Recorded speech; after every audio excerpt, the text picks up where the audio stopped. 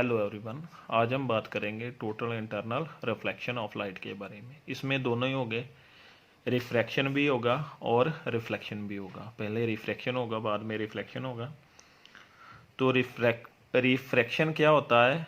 Light जब एक medium से दूसरे मीडियम में चली जाती है वो क्या हो जाता है? रिफ्रैक्शन। और रिफ्लेक्शन क्या होगा?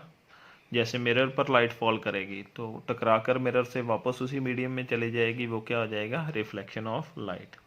अब देखिए, इसमें रिफ्रैक्शन भी होगा। तो सबसे पहले ये एक लाइन लेट कर ली, लाइन को क्या बोलेंगे? इंटरफेस बोल देंगे। इंटरफेस कौन सी लाइन होती है? जो दो मीडियम्स को सेपरेट करेगी। दो मीडिया हो गए, उनको क्या कर देगी? सेपरेट कर देगी। रेयर और डेंसर मीडियम। रेयर मीडियम ये हो गया, कौन सा होगा ये? एयर मीडियम, ये नाम रख लेता हूँ इसका। और ये कौन सा है? Denser medium. नीचे वाला जो होगा वो कौन सा होगा? डेंसर।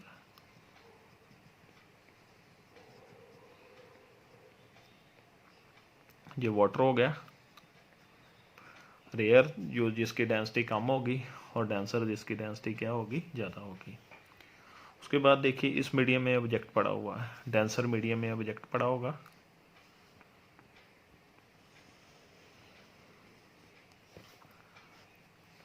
ये ऑब्जेक्ट पड़ा हुआ है। और रिफ्रैक्शन में क्या होता है? जब लाइट एक मीडियम से दूसरे मीडियम में चली जाएगी तो अपना पाथ चेंज कर लेगी। पर जो परपेंडिकुलर लाइन होगा, नॉर्मल भी बोल देते हैं, परपेंडिकुलर लाइन होगा, वो जब फॉल करेगा इंटरफेस पर तो वहाँ पर मीडियम चेंज करने के बाद भी रिफ्रैक्शन नहीं होगा। कारण क्या है? जो नॉर्मल होता है वो भी परपेंडिकुलर होता है, और एंगल ऑफ इंसिडेंस भी जीरो हो जाएगा, और एंगल ऑफ रिफ्रैक्शन जो है वो भी क्या हो जाएगा? जीरो हो जाएगा। एंगल ऑफ इंसिडेंस भी जीरो हो गया और एंगल ऑफ रिफ्रैक्शन भी। इसलिए ये रेस सीधी पास कर जाएगी, मुड़ेगी नहीं किसी तरफ भी। उसके बाद देखो, दूसरी रे आएगी जहाँ पर इसका मीडियम चेंज होगा। ये नॉर्मल ड्रॉ कर देता हूँ जहाँ पे। इसमें देखिए, जो इसका रे जो है कहाँ किस तरफ मुड़ जाती है? डेंसर टू रेयर मीडियम जब जाएगी तो away from the normal. Normal से किस तरफ हो जाएगी? इस तरफ आ जाएगी, अवे हो जाएगी। सीधी नहीं गई, किस तरफ होगी? इस तरफ होगी। ये क्या हो गया? ये इंसिडेंस रे है। एंगल ऑफ इंसिडेंस हो जाएगा नॉर्मल के साथ जो बनेगा, और ये क्या हो जाएगा? एंगल ऑफ रिफ्रैक्शन हो जाएगा। अब देखिए, इसमें अब बोल दिया जाएगा इसमें एंगल ऑफ इंसिडेंस अगर फिर से बढ़ाएंगे तो एंगल ऑफ रिफ्रैक्शन की वैल्यू भी बढ़ जाएगी। अगर एंगल ऑफ इंसिडेंस इंक्रीज होगा तो एंगल ऑफ रिफ्रैक्शन भी क्या हो जाएगा? इंक्रीज हो जाएगा। तो एंगल ऑफ इंसिडेंस बढ़ते बढ़ते किसके इक्वल हो गया? क्रिटिकल एंगल के इक्वल हो गया। ये नॉर्मल ड्रॉ कर देता हूँ जहाँ पर एंगल ऑफ इंसिडेंस किसके इक्वल हो गया? Critical angle. और तब एंगल ऑफ रिफ्रैक्शन किसके इक्वल हो जाएगा? 90 डिग्री के इक्वल हो जाएगा। एंगल ऑफ रिफ्रैक्शन किसके इक्वल हो गया? 90 डिग्री। क्रिटिकल एंगल जो है अलग अलग मीडियम के लिए अलग अलग इसकी वैल्यू होती है, और एंगल ऑफ इंसिडेंस जो है कॉन्टीन्यूसली बढ़ रहा है। जब angle of incidence critical angle से ग्रेटर हो जाएगा, angle of incidence greater than critical angle, तब जो ये रे है वो फिर से इस मीडियम में क्या कर जाएगी? रिफ्लेक्ट कर जाएगी। ये रिफ्लेक्ट कर गई रे जो है इस मीडियम में। क्या आप इसके नाम रख दो? A1 B1। और ये क्या हो जाएगा? इस तरफ चली गई तो B2, और ये क्या हो गया? A2। और इस पॉइंट को क्या बोल दिया जाएगा? A3। और इसको क्या बोल दिया जाएगा? B3 बोल देंगे। फिर से सुन लो, लाइट टोटली रिफ्लेक्ट कर कैसे कर गई मीडियम में? ये है ऑब्जेक्ट, फर्स्ट जो रे आएगी सीधी पास कर जाएगी। जे रे है किस तरफ बेंड होगी? Away from the normal. ये नॉर्मल है, angle of incidence, angle of refraction. तो क्या बोल दिया जाएगा बाद में? एंगल ऑफ इंसिडेंस इंक्रीज करेगा तो एंगल ऑफ रिफ्रैक्शन भी इंक्रीज कर जाएगा। और जब angle of incidence critical angle के इक्वल हो जाएगा तो एंगल ऑफ रिफ्रैक्शन कितना हो जाएगा? 90 डिग्री हो जाएगा। और जब angle of incidence critical angle से बड़ा हो जाएगा, ग्रेटर हो जाएगा, तब रे टोटली रिफ्लेक्ट कर जाएगी डेंसर मीडियम में वापस। तो उसे क्या बोल दिया जाएगा? टोटल इंटरनल रिफ्लेक्शन बोल देंगे। टोटल इंटरनल रिफ्लेक्शन की डेफिनेशन क्या होगी? The phenomena of reflection of light into a denser medium from an interface of this denser medium and rare medium separate. ये देखिए इसमें डेफिनेशन क्या है। लाइट जो है रिफ्लेक्ट होगी, कहाँ से रिफ्लेक्ट होगी? इंटरफेस से। कौन सी इंटरफेस? जो रेयर मीडियम और डेंसर मीडियम को क्या कर रही है? सेपरेट कर रही है। वो क्या हो जाएगा? Total internal reflection. और इसकी टू कंडीशंस जो होगी वो क्या होगी? To conditions of total internal reflection. To conditions of total internal reflection of light, वो क्या हो जाएगी? फर्स्ट कंडीशन होगी जो लाइट है वो कहाँ से कहाँ तक जाएगी? Denser medium to rare medium जाएगी हमेशा। Light should travel from denser to rare medium. और दूसरी कंडीशन इसकी क्या है?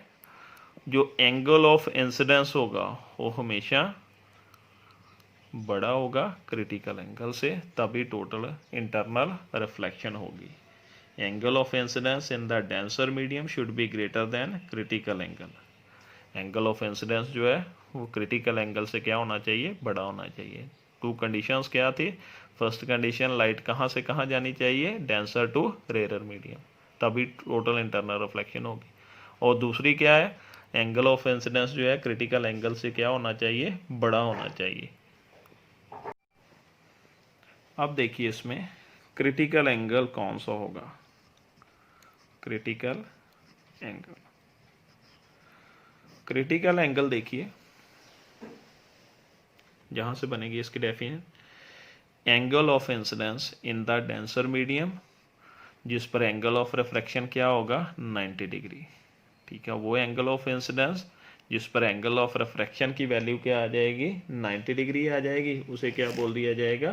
क्रिटिकल एंगल बोल दिया जाएगा। The angle of incidence in the denser medium corresponding to which an angle of refraction in the rare medium is 90 degree.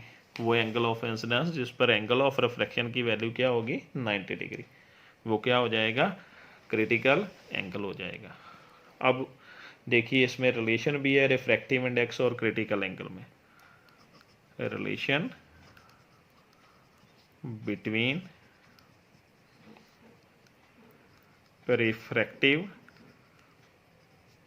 Index and critical angle. Refractive index कौन सा होता है? म्यू के साथ डिनोट किया जाता है, और क्रिटिकल एंगल को सी के साथ, दोनों में रिलेशन फाइंड किया जाएगा। इसमें देखो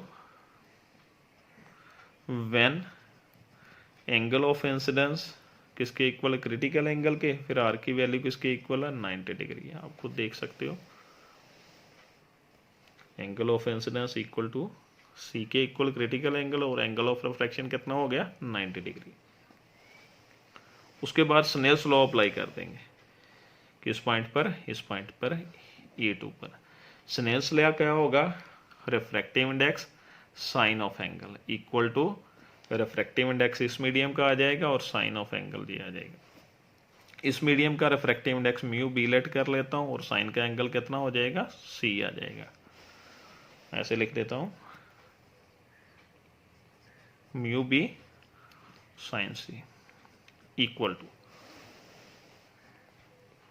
इस मीडियम का रिफ्रैक्टिव इंडेक्स कितना आएगा? रेयर का म्यू ए, और साइन एंगल कितना आ जाएगा? 90 degree equal to refractive index of second medium, और साइन का एंगल कितना है उस मीडियम में? 90 डिग्री।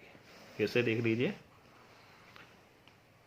रिफ्रैक्टिव इंडेक्स इस मीडियम का म्यू बी और साइन का एंगल कितना हो गया सी, इक्वल टू रिफ्रैक्टिव इंडेक्स इस मीडियम का म्यू ए और साइन 90 डिग्री आ जाएगा एंगल इसका, ये आ गया, ये बन गया। साइन 90 की वैल्यू क्या हो जाएगी, 1 हो जाएगी।